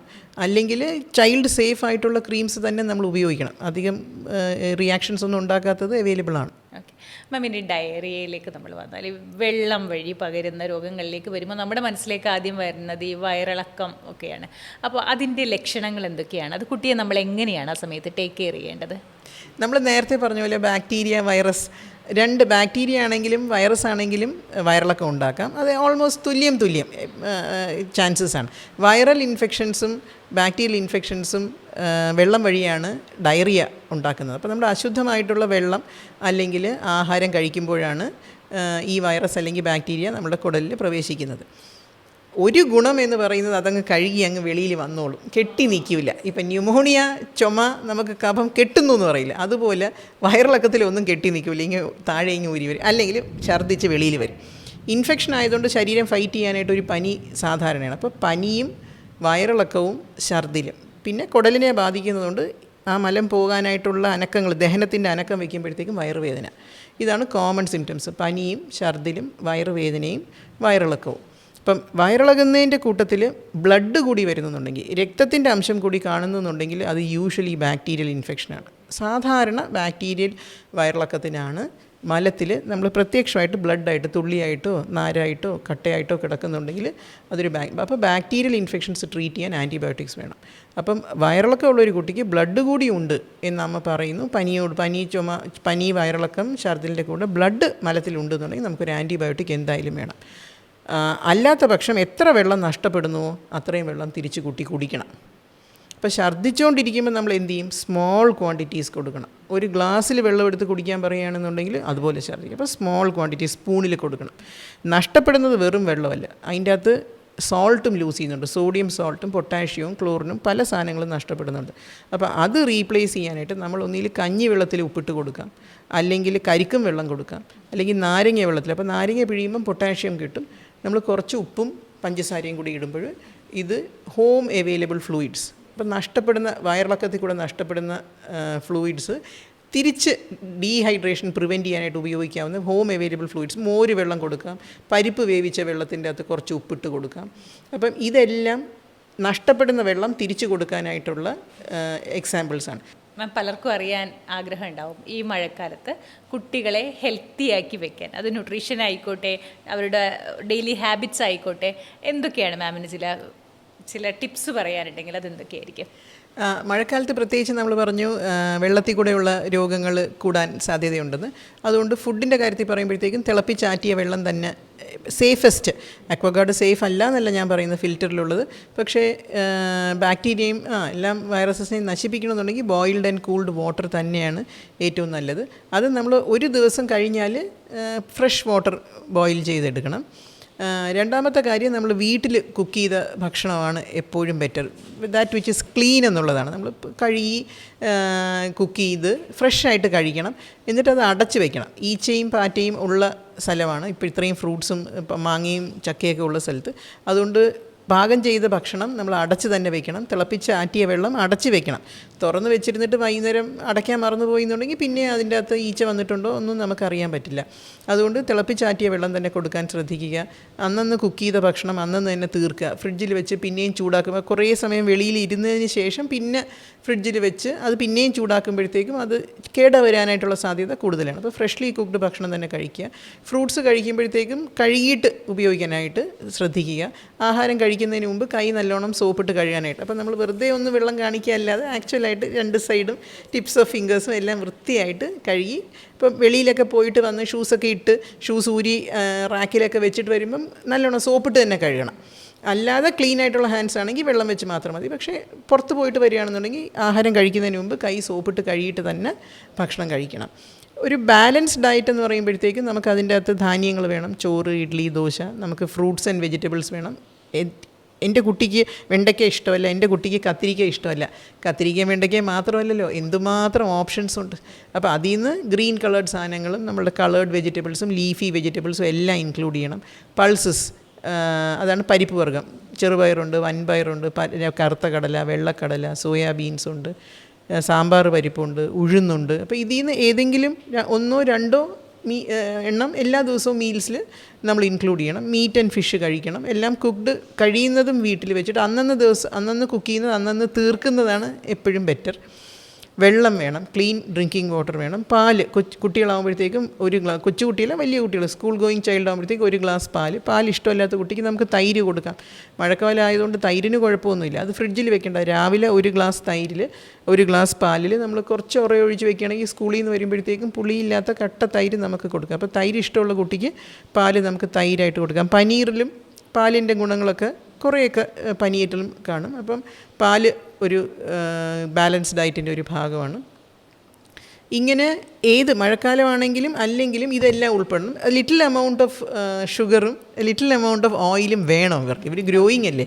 പക്ഷേ പഞ്ചസാരയോടും ഈ മുട്ടായി, ഐസ്ക്രീം, കേക്ക് അങ്ങനത്തെ ജങ്ക് സാധനങ്ങൾ ഭയങ്കര ടേസ്റ്റിയാണ്. അത് ഭയങ്കര ഒരു ക്രേവിങ് ആണെന്നുണ്ടെങ്കിൽ നമുക്ക് മേ ബി വൺസ് എ വീക്കോ ട്വൈസ് എ വീക്കോ കൊടുക്കാം. പക്ഷേ റെഗുലറായിട്ട് നമ്മൾ സ്നാക്സ് ആയിട്ട് കൊടുത്ത് വിടുന്നത് നട്ട്സ് ആൻഡ് ബെറീസ് നമ്മൾ പറഞ്ഞില്ലല്ലോ. നമുക്ക് ഡേറ്റ്സ്, കശുവണ്ടി, കപ്പലണ്ടി മുട്ടായി, എള്ളുണ്ട, ഇങ്ങനത്തെ സാധനങ്ങളൊക്കെ നമുക്ക് സ്നാക്സായിട്ട് മാതളം പൊളിച്ചിട്ട് കൊടുക്കാം. പഴം കൊടുത്തു വിടാം. ഏത്തപ്പഴം പുഴുങ്ങി അരിഞ്ഞ് കൊടുത്തു വിടാം. അതൊക്കെ ഉച്ചവരെ ഇരിക്കും, അങ്ങനെ ചീത്തായി പോവില്ലല്ലോ. അപ്പോൾ സ്നാക്സായിട്ട് നമുക്ക് ഫ്രൂട്ട്സും നട്ട്സും കൊടുക്കാനൊക്കെ കഴിയുന്നതും നമ്മൾ ഈ എണ്ണ പലഹാരവും ഭയങ്കര ഈ കേക്കും ബിസ്ക്കറ്റും ഒക്കെ കുട്ടികൾക്ക് അത് ദാറ്റ് ഈസ് ജനറലി മഴക്കാലം എന്ന് പറയുമ്പോഴത്തേക്ക് നമ്മൾ ശ്രദ്ധിക്കേണ്ടത് വെള്ളത്തിൻ്റെ വൃത്തി, തിളപ്പിച്ചാറ്റിയ വെള്ളം, കൈകളുടെ വൃത്തി ശ്രദ്ധിക്കണം. അടച്ച് വെക്കണം ആഹാരം, ഈച്ചയും ഇതും കയറാതെ. ഫ്രഷ് ഫുഡാണ് എപ്പോഴും ബെറ്റർ. ഓക്കെ മാം, ഇനി കുറച്ച് മിത്സാണോ യാഥാർത്ഥ്യമാണോ എന്നറിയാത്ത ചില കാര്യങ്ങൾ ഈ പൊതുവേ ഉള്ള അറിവാണ്. ഈ കുഞ്ഞുങ്ങൾക്ക് ചൂട് കാലത്ത് ഈ വെപ്പ് വരാറുണ്ടെങ്കിൽ ഒന്ന് ചൂടുകുരുവാണെന്ന്. അപ്പോൾ അതിന് നമ്മൾ ഈ പൗഡർ ഇട്ട് കൊടുക്കും. പിന്നെ അതിന് പ്രധാനമായിട്ട് പറയുന്ന ഈ ആദ്യ മഴയിൽ കുഞ്ഞിനെ കുളിപ്പിച്ചാൽ അത് മാറും എന്ന് പറയാറുണ്ട്. അത് ശരിക്കും ഒരു മിത്താണോ യാഥാർത്ഥ്യമാണോ? ചൂടുകുരു എന്ന് പറയുന്നത് നമ്മളുടെ സ്വെറ്റ് ഗ്ലാൻസ്, നമ്മളുടെ വിയർപ്പ് ഗ്രന്ഥികൾ ഓവർ ആക്ട് ചെയ്യുമ്പോഴത്തേക്കും നമ്മൾ തുടക്കുകയും കൂടെ ചെയ്യുമ്പോൾ നമ്മുടെ കൈയുടെ അഴുക്കും കൂടെ പറ്റുമ്പോഴത്തേക്കും അതിൻ്റെ ശുശിരം, അതിൻ്റെ ഹോൾ അടഞ്ഞു പോയിട്ട് അകത്ത് സ്വെറ്റ് കളക്ട് ചെയ്യുന്നതാണ് കൊച്ചു കുരുക്കളായിട്ട് നമുക്ക് കാണുന്നത്. ചൂട് കൊണ്ടാണ് അത്. ഒരുപാട് വിയർക്കുന്നത് കൊണ്ടും നമ്മളത് വൈപ്പ് ചെയ്യുന്നതും കൂടെ കൊണ്ടാണ് ആ ചൂടുകുരു വരുന്നത്. ഒരുപാട് വിയർക്കുന്നത് കൊണ്ടാണ് അത് വരുന്നത്. അപ്പോൾ മഴ പെയ്ത് കഴിയുമ്പോഴത്തേക്കും അന്തരീക്ഷം ഒന്ന് കൂളാവും, വിയർക്കുന്നത് കുറയും, വിയർപ്പ് കുരുവും മാറും. അതുകൊണ്ട് ആ മഴവെള്ളത്തിൽ കുളിപ്പിക്കുന്നത് കുട്ടിക്ക് എൻജോയബിൾ ആയിട്ടുള്ളൊരു ആക്ടിവിറ്റിയാണ്, ചെയ്തോളൂ. പക്ഷേ ഉടനെ തന്നെ നമ്മൾ തോർത്തണം എന്നുള്ളതാണ്. ഒരുപാട് തണുപ്പിക്കാതെ, ഒരുപാട് സമയം മഴയത്ത് കളിപ്പിക്കാതെ. മഴവെള്ളം വെറുതെ തുടച്ചത് കൊണ്ട് പോകുന്നതിൻ്റെ പുറയിൽ സയൻസ് ഉണ്ടെന്ന് എനിക്ക് തോന്നുന്നില്ല. പക്ഷേ ഈ കൂളിംഗ് ഓഫ് ദി അറ്റ്മോസ്ഫിയർ, കുഞ്ഞ് വിയർക്കുന്നത് കുറയും, ജനറലി കുറയും. പൗഡർ ഇടുന്നത് നല്ല കാര്യമല്ല. നമ്മൾ പറഞ്ഞു അതിൻ്റെ ഒരു ഹോൾസ്, സ്വെറ്റ് ഗ്ലാൻസിൻ്റെ ശുശിരം, പോർസ് അടഞ്ഞു പോകുന്നതാണ്. അപ്പോൾ പൗഡർ ഇടുമ്പോൾ ആ പോർസ് പിന്നെയും പൗഡർ വന്ന് അടയാനാണ് സാധ്യത. അപ്പോൾ പൗഡർ ഇടുന്നതിനേയും കാട്ടി നമ്മൾ എന്തെങ്കിലും ലൈറ്റായിട്ടുള്ള ലോഷൻ, കലാമിൻ ലോഷൻ പോലെ എന്തെങ്കിലും ഒരു, അതും അടയും. ഒന്നും ചെയ്യണ്ട, ശരിക്കും അതങ്ങ് കുളിപ്പിക്കുക എന്നുള്ളതാണ്. ആ വിയർപ്പൊന്ന്, ചൂടൊന്ന് താഴ്ത്താനായിട്ട് ഫാനിൻ്റെ കീഴിൽ ഇരുത്തുക, പറ്റുമെങ്കിൽ അഫോർഡ് ചെയ്യുന്നവർ AC ഇടുക, അതൊക്കെയാണ് ചെയ്യാറ്. അതുപോലെയാണ് മാം, മഴക്കാലമാണ്, തണുപ്പ് കാലമാണ്, അപ്പോൾ തണുത്തത് കൊടുക്കരുത്, പെട്ടെന്ന് ഇൻഫെക്ഷൻ വരും, അത് ശരിയാണോ? ഈ നേരത്തെ നമ്മൾ കുളിക്കുന്നത്, നമ്മൾ മഴ നനയുന്നത് പോലെ തണുത്ത് പോകുമ്പോഴത്തേക്കും ടെമ്പററി ആയിട്ട് ഇപ്പോൾ നമ്മൾ ഐസ്ക്രീം കഴിക്കുമ്പോൾ തൊണ്ടയിലൊരു തണുപ്പ് വരികയും ആ സ്ഥലത്ത് ഉള്ള ബ്ലഡ് ഫ്ലോ കുറയും, രക്തഓട്ടം കുറയും. അതാണ് നമ്മുടെ തൊണ്ട തണുക്കുന്നത്. എവിടെ തണുത്താലും അവിടുത്തെ ബ്ലഡ് ഫ്ലോ ഒന്ന് കുറയും, ഒന്ന് പെയിലാവും. നമ്മുടെ കയ്യിൽ നമ്മൾ കുറച്ചൊരു ഐസ് കട്ട പിടിച്ച് വയ്ക്കുകയെന്നുണ്ടെങ്കിൽ ഇവിടെ കുറച്ച് ആ പിങ്ക് കളർ അങ്ങ് പോകും. അപ്പോൾ ബ്ലഡ് ഫ്ലോ കുറയുമ്പോൾ ഇമ്മ്യൂണിറ്റി കുറയും. ആ സമയത്ത് വൈറസ് ഉണ്ടെങ്കിൽ നമുക്കൊരു തൊണ്ടവേദനയോ പനിയോ വരാം. അപ്പോൾ നിങ്ങൾ 10 ദിവസം അല്ലെങ്കിൽ ഒരു മാസം ഐസ്ക്രീം കഴിക്കുമെങ്കിൽ ഒന്നും പറ്റില്ല. 31ാമത്തെ ദിവസം വൈറസ് ഉള്ളപ്പോൾ കഴിക്കുമ്പം തൊണ്ടവേദന വരും. അപ്പോൾ പക്ഷേ 29 ദിവസം തൊണ്ടവേദന വന്നില്ല, അതിൽ ഓർക്കാനൊന്നുമില്ല, നമ്മൾ അസോസിയേറ്റ് ചെയ്യില്ല, എന്തോ കഴിച്ച് വന്നില്ല. വന്നോ, നീ ഐസ്ക്രീം കൊടുത്തിട്ട് എൻ്റെ കുട്ടിക്ക് തൊണ്ടവേദന വന്നു എന്ന് പറയും. ജ്യോത്സ്യം പോലെയാണ്. ജ്യോത്സ്യം 10 കാര്യങ്ങൾ പറയും, 9 ഫലിക്കൂല. അത് പോയി, ഒന്ന് ഫലിച്ചു, ജ്യോത്സ്യം പറഞ്ഞത് ശരിയായി. അതുപോലെയാണ് മാം. പിന്നെ മഴക്കാലമാണ് അല്ലെങ്കിൽ തണുപ്പാണ്, അപ്പോൾ കുട്ടികൾക്ക് വെള്ളം കുടിക്കുന്നത് കുറയ്ക്കാം, അത് സത്യം തന്നെയാണോ? ആക്ച്വലി തേഴ്സ്റ്റ് കുറയും. നമ്മൾ വിയർക്കുന്ന, നമ്മൾ വേനൽക്കാലത്ത് മൂത്രം ഒഴിക്കുന്നത് കൂടാതെ നമ്മൾ വിയർക്കുന്നതും കൂടെയാണ്. അപ്പോൾ മൂത്രം പോകാനായിട്ടും വെള്ളം വേണം, നമുക്ക് വിയർക്കുന്നതും കൂടെ വെള്ളം വേണം. വിയർക്കുന്നത് കുറയുമ്പോൾ ദാഹം കുറയും, നമ്മളുടെ നീഡ്സ് കുറയും. ദാഹത്തിനനുസരിച്ച് കുടിക്കണം, ക്ലിയർ യൂറിൻ വരണം. ബേസിക്കലി നമ്മുടെ ഹൈഡ്രേഷൻ ഗുഡാണ്. നമ്മുടെ ശരീരത്തിൽ ആവശ്യത്തിന് വെള്ളം ഉണ്ടെന്നുണ്ടെങ്കിൽ ക്ലിയർ ആയിട്ട് യൂറിൻ വരും, നമുക്ക് ക്ഷീണവും തോന്നില്ല. അപ്പോൾ ക്ഷീണം ഉണ്ടെങ്കിലും വെള്ളം കുടിക്കണം. Urine concentrated yellow colour, orange colour വരുന്നെങ്കിൽ ഡെഫിനറ്റ്ലി വെള്ളം കുടിക്കണം. മാം, അതുപോലെയാണ് ഞാൻ എന്തൊക്കെ ശ്രദ്ധിക്കണം എന്ന് ചോദിച്ചപ്പോൾ മാം പ്രധാനമായിട്ട് പറഞ്ഞത് ന്യൂട്രീഷൻ്റെ കാര്യവും കുട്ടിക്ക് നല്ല ഫുഡ് കൊടുക്കേണ്ടതിൻ്റെ ഒക്കെ കാര്യമാണ്. ഇതിനൊക്കെ പിന്നിലുള്ളത് രക്ഷിതാക്കളുടെ എൻ്റെ കുഞ്ഞ് ശരിക്ക് വളരുന്നുണ്ടോ, അവൻ്റെ ഗ്രോത്ത് ശരിക്ക് നടക്കുന്നുണ്ടോ, അവൻ മെലിഞ്ഞിരിക്കുകയാണ്, അത് പ്രശ്നമാണോ, ഇതൊക്കെയാണ്. അപ്പോൾ നമുക്ക് ഒരു കുട്ടിയുടെ വളർച്ചയെ പറ്റി സംസാരിച്ചാൽ ഓരോ പ്രായത്തിലും അതെങ്ങനെയാണ് ഒരു പീഡിയാട്രിഷനെ സംബന്ധിച്ച് മാം എന്തൊക്കെയാണ് ഒരു കുഞ്ഞടുത്തേക്ക് വരുമ്പോൾ ശ്രദ്ധിക്കുന്ന കാര്യങ്ങൾ? നമ്മൾ ആദ്യം വാവ ജനിച്ച് കഴിയുമ്പോഴത്തേക്കും, ബേബി ജനിക്കുമ്പോഴത്തേക്കും നമുക്ക് മെയിൻലി ബ്രസ്റ്റ് ഫീഡിങ്, ആദ്യത്തെ 6 മന്ത്സ് ബ്രസ്റ്റ് ഫീഡിങ്. ആ സമയത്ത് ബേബി ആഡിക്വറ്റ് ആയിട്ട് പാല് കിട്ടുന്നുണ്ടോ എന്ന് നമുക്ക് അറിയുന്നത് എങ്ങനെയാണ്? കൊച്ചു വാവയെ നമ്മൾ പ്രസവിച്ച് വീട്ടിൽ കൊണ്ടുപോകുമ്പോഴത്തേക്കും പുതിയ അമ്മ, അവർക്കും അറിഞ്ഞൂടെ പാലില്ല എന്ന് ചുറ്റുമുള്ളവരും കൂടെ പറയുമ്പോഴത്തേക്കും കുഞ്ഞാവുമ്പോൾ കരയാനേ അതിനറിയാവും. കമ്മ്യൂണിക്കേഷൻ കരച്ചിൽ വഴിയാണ്. കരയുന്നപ്പോഴെല്ലാം പാല് കൊടുക്കണം, പാലില്ലാത്തതുകൊണ്ടാണ് എന്ന് അവർ പറയുകയും കൂടെ ചെയ്യും. അപ്പോൾ അതിൻ്റെ അകത്ത് നമ്മൾ ആഡിക്വറ്റ് മിൽക്ക് ഉണ്ട് എന്ന് മനസ്സിലാക്കുന്നത്, ഒന്ന് കുഞ്ഞ് പാല് കുടിച്ചു കഴിഞ്ഞാൽ ഉറങ്ങുന്നുണ്ടോ എന്നുള്ളതാണ്. ഓക്കെ.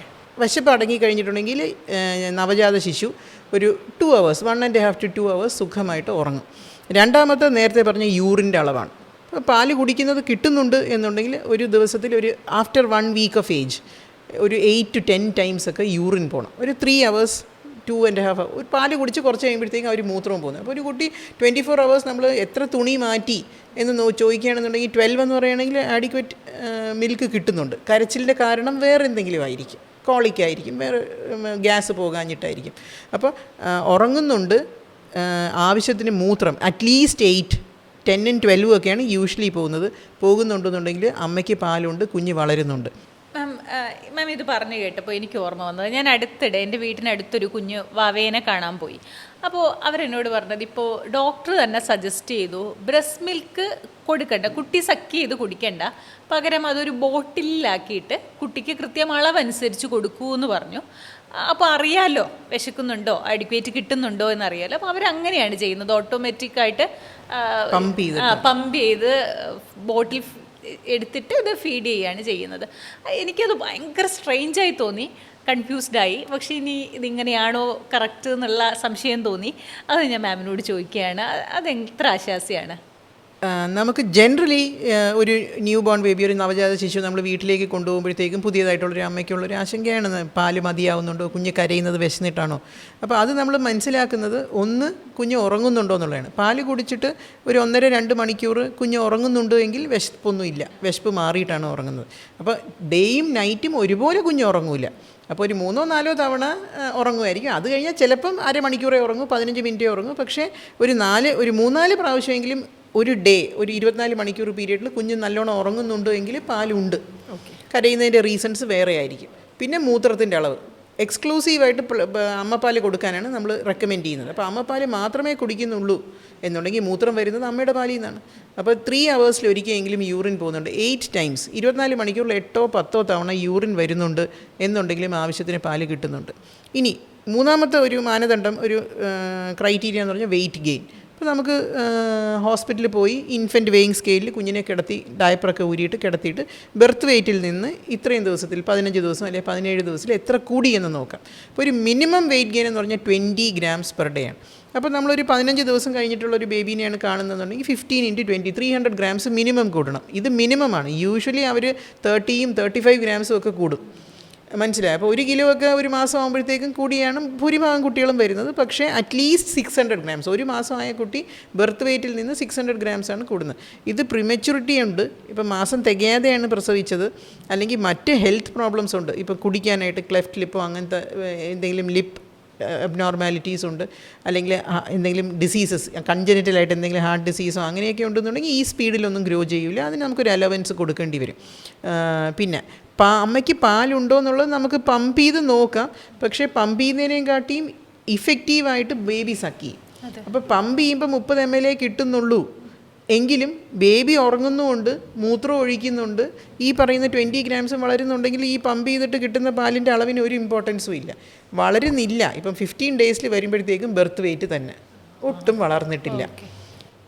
അപ്പം നമുക്ക് അമ്മയ്ക്ക് കുഞ്ഞിനെ പിടിക്കാൻ അറിയാമോ, നിപ്പിളിൻ്റെ എന്തെങ്കിലും ഫ്ലാറ്റ് നിപ്പിൾസ് അല്ലെങ്കിൽ ക്രാക്ഡ് നിപ്പിൾസ്, ബേബിയെ പിടിക്കുന്ന രീതിയിൽ ബേബി ഫുള്ളായിട്ട് ഏരിയോള, ബ്രസ്റ്റിൻ്റെ ആ കറുത്ത സ്കിന്നിനാണ് ഏരിയോള, നിപ്പിളിട്ട് കടിക്കുകയാണെന്നുണ്ടെങ്കിൽ അമ്മയ്ക്ക് പെയിൻ ഉണ്ടാവും.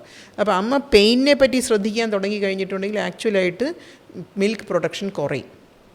അപ്പോൾ എപ്പോഴും നമ്മൾ പറയും അമ്മയുടെ ബാക്ക് സപ്പോർട്ടും അമ്മയുടെ കാലിൻ്റെ സപ്പോർട്ടും ഒക്കെ അമ്മ കംഫർട്ടബിളായിട്ട് ഇരുന്ന് പാല് കൊടുത്താൽ മാത്രമേ പാല് നല്ലപോലെ ഊറി വരികയുള്ളൂ. അമ്മ അൺകംഫർട്ടബിളായിട്ട് അങ്ങനെ ഇങ്ങനെ കുട്ടിയെ പിടിക്കാനായിട്ടും യഥമില്ല എന്നുണ്ടെങ്കിൽ ഈ പറയുന്ന പോലെ പാൽ ഉൽപ്പാദനവും കുറയും, ബേബിയുടെ വെയിറ്റ് ഗെയിനും കുറയും. അതും ബേബിയും കംഫർട്ടബിൾ അല്ലാത്തതുകൊണ്ട് അത് എക്സസീവ്ലി ക്രൈ ചെയ്യും. കുറേ കഴിയുമ്പോൾ വായു വിഴുങ്ങും, വായു കൊണ്ട് വയറ് നിറയും, അപ്പോൾ വളരില്ല.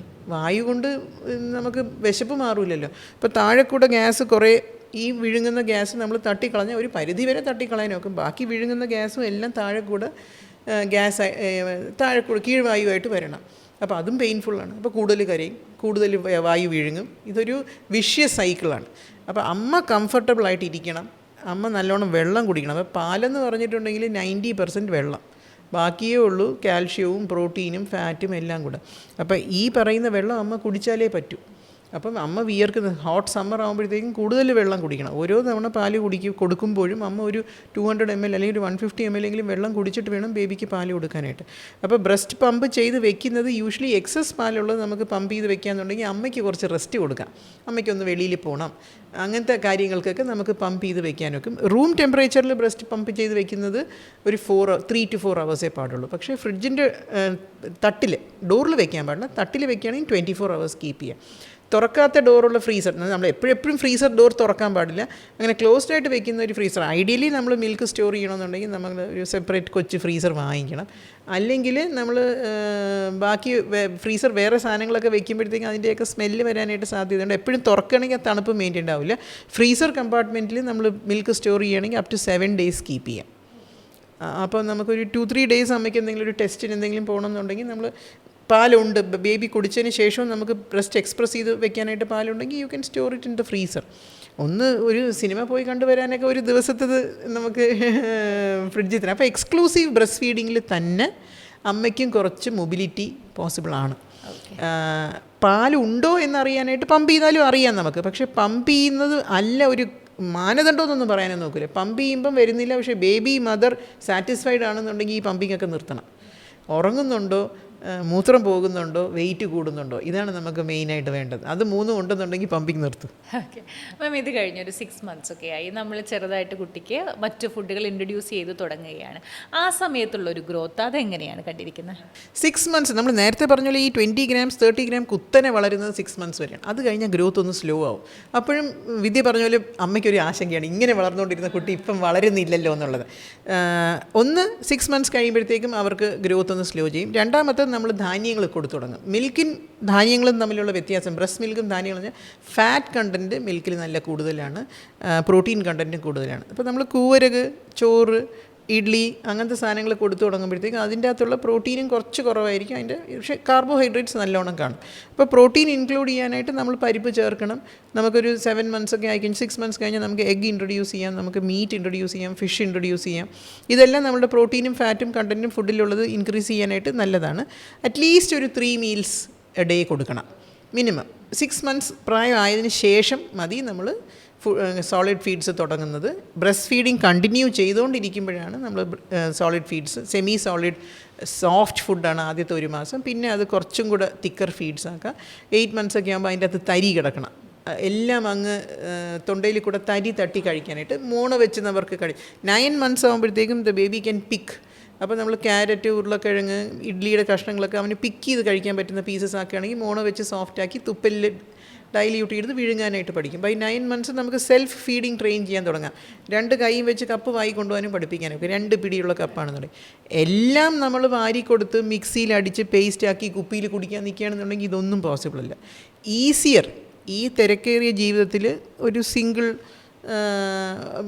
ഫാമിലി, ന്യൂക്ലിയർ ഫാമിലി, അച്ഛനും അമ്മയും മാത്രമുണ്ട്, എല്ലാ കാര്യങ്ങളും നോക്കണം എന്നുള്ളപ്പോൾ ഈസി എന്ന് പറയുന്ന മിക്സിയിലടിച്ച് കുപ്പിയിലാക്കി ടി വിയും കൂടെ ഓൺ ചെയ്ത് കൊടുക്കുകയാണെന്നുണ്ടെങ്കിൽ സുഖം. പക്ഷേ ഭയങ്കരമായിട്ട് ഹാം ചെയ്യും. കുട്ടിയുടെ ഇൻഡിപെൻഡൻസും ആ ടെക്സ്ചറും കളറും ഒന്നും പഠിക്കില്ല.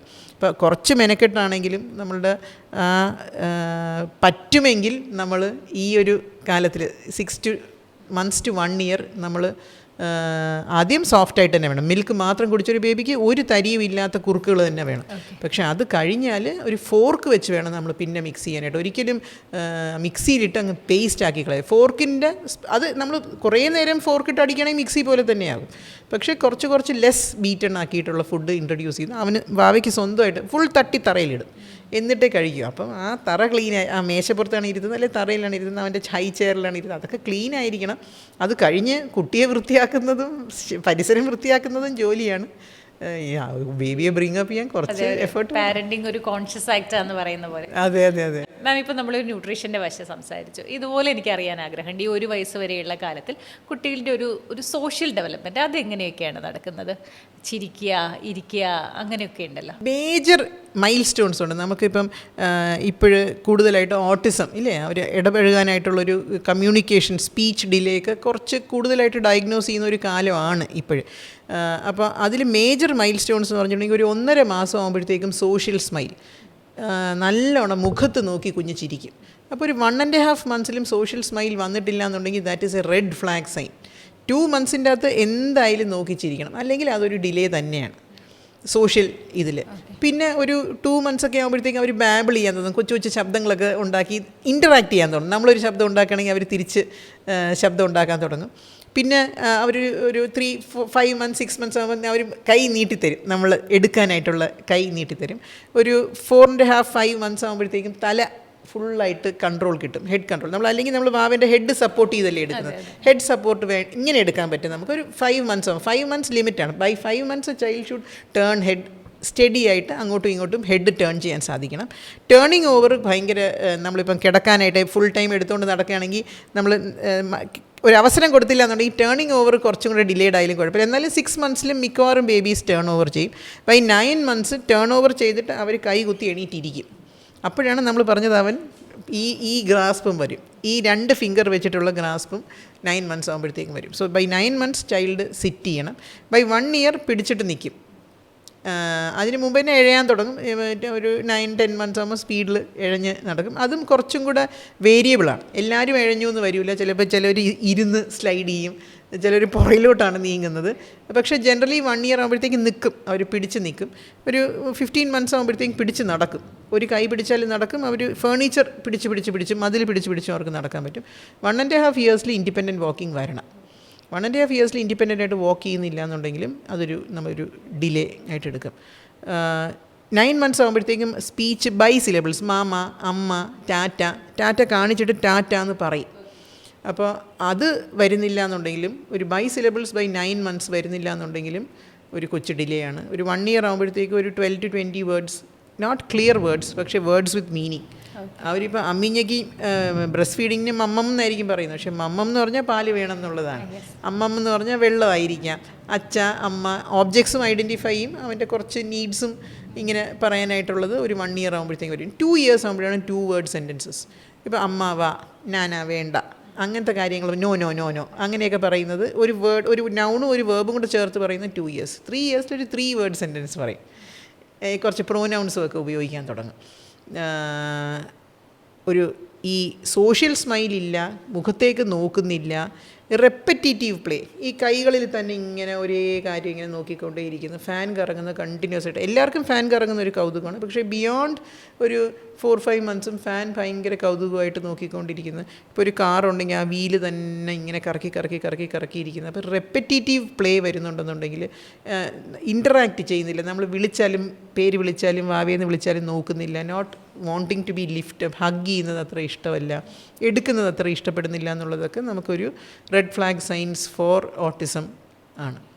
അപ്പം ഇനി ഒരു കാലത്തിൻ്റെ പ്രത്യേകത, അതായത് 1 വയസ്സ് മുതൽ 3 വയസ്സ് വരെ, പ്രീ സ്കൂളിന് മുന്നേ നമുക്ക് കിട്ടുന്ന ഒരു ഓടിക്കളിക്കുന്ന ഒക്കെ ഒരു പ്രായമാണ്. ആ കാലത്തിൻ്റെ പ്രത്യേകത എന്താണ്? അവിടുത്തെ ന്യൂട്രീഷണൽ ആവശ്യങ്ങളും ഇതുപോലെ സോഷ്യൽ ആവശ്യങ്ങളും, ഇത് രണ്ടും എങ്ങനെയാണ് മാം എങ്ങനെയാണ് ശ്രദ്ധിക്കാറുള്ളത്? അത് 1 to 3 ഇയേഴ്സിൽ നമുക്ക് ഇപ്പോഴും ഏറ്റവും ഇമ്പോർട്ടൻ്റ് ആയിട്ടുള്ള കാര്യം സ്ക്രീൻ ടൈം പാടില്ല.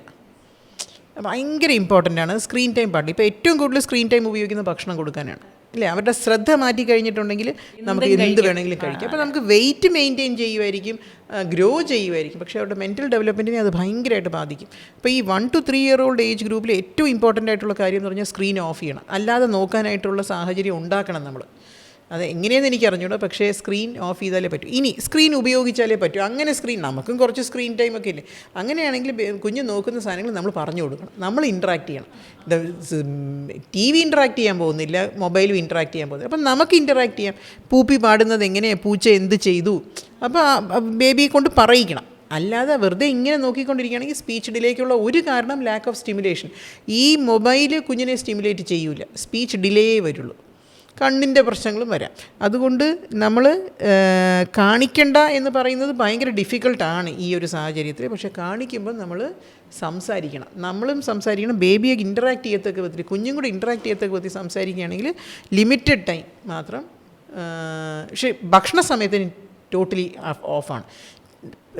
കോൺഷ്യസ് ആയിട്ട് കളിപ്പിക്കാൻ വേണ്ടിയിട്ട് നിങ്ങൾ മൊബൈലിടൂ, ടി വി ഇടൂ. അത് കോൺഷ്യസ് ആയിട്ട് നമ്മളും കൂടെ ഇരുന്നിട്ട്, അല്ലാതെ നമുക്കൊരു ജോലി ചെയ്യാൻ വേണ്ടി ഒറ്റയ്ക്ക് ഇരുത്തിയിട്ട് മണിക്കൂർ കണക്കിന് കാണുമ്പോഴത്തേക്കും അതൊരു ഭയങ്കര ഹാംഫുൾ കാര്യം തന്നെയാണ്. പിന്നെയുള്ള ഇവർ ഓടി നടക്കുന്നതുകൊണ്ട് അവർക്ക് എല്ലാ പോയ്സൺസും മരുന്നുകൾക്കും ആക്സസ് ആണ്. എവിടെ വേണമെങ്കിലും അവർ എങ്ങനെയെങ്കിലും വലിഞ്ഞേറിയെടുക്കും. അപ്പോൾ നമ്മളുടെ മെഡിസിൻസും മണ്ണെണ്ണ, എലിവിഷം, അങ്ങനത്തെ സാധനങ്ങളൊക്കെ നമ്മൾ അവർക്ക് എടുക്കാൻ പറ്റാത്ത സ്ഥലത്ത് തന്നെ വെക്കണം. കുഞ്ഞുങ്ങളുടെ മെഡിസിനും പാരസെറ്റമോൾ പോയ്സണിങ്ങും വരും. അവരും അമ്മ ഒഴിച്ചു കൊടുക്കുന്ന സാധനമല്ലേ, എങ്ങാനും അവർ വെച്ചിട്ട് അങ്ങോട്ട് പോകുമ്പോഴത്തേക്കും അത് തുറന്നെടുത്ത് കുടിക്കും. കോഫ് സിറപ്പ് പോയ്സണിങ്ങും നമ്മൾ കണ്ടിട്ടുണ്ട്, പാരസെറ്റമോൾ പോയ്സണിങ് കണ്ടിട്ടുണ്ട്. അപ്പോൾ ഇങ്ങനത്തെ സാധനങ്ങളൊക്കെ നമ്മൾ വളരെ സേഫായിട്ട് തന്നെ, അമ്മൂമ്മയുടെ മെഡിസിൻസ് സൈക്യാട്രിക് മെഡിസിൻസ് ആകാം, BP യുടെ മെഡിസിൻസ് ആകാം, BP ഫോൾ വരും. അപ്പോൾ അതൊക്കെ നമ്മൾ നല്ലോണം സൂക്ഷിക്കണം.